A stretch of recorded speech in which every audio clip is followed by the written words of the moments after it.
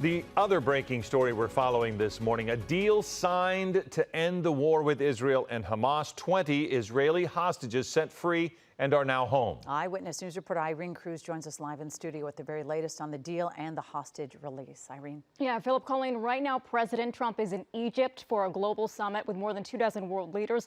A lot of optimism here. They signed a Middle East peace agreement, but just a few hours ago, Trump was in Israel touting the ceasefire between Israel and Hamas and the critical role he played in that deal. As you mentioned, 20 Israeli hostages, now released by Hamas, are home. And Trump spoke with the hostages' emotional families, many chanting, "Thank you, Trump," in Tel Aviv.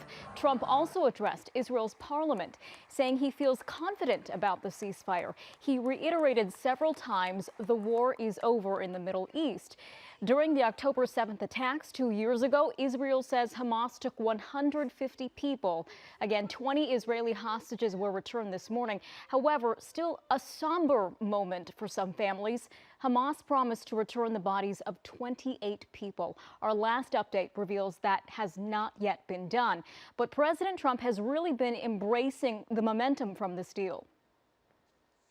This is the day that people across the region and around the world have been working, striving, hoping, and praying for. They have done things over the last month that I think were really unthinkable. Nobody thought this could happen.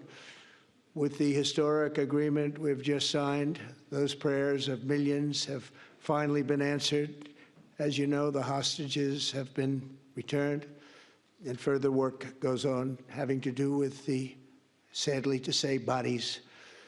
Together we've achieved what everybody said was impossible.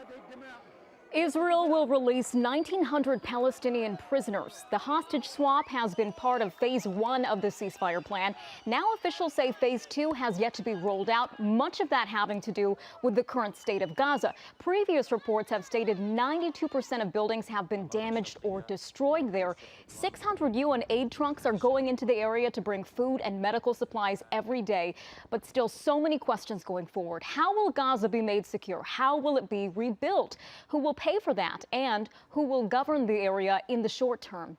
Also, as we go into phase 2 of the ceasefire agreement, there is some worry that Hamas may not hold up its end of the deal. This especially because we have not confirmed they've returned the bodies they've promised to. But Philip, Colleen, history in the making here as we watch this play out step by step.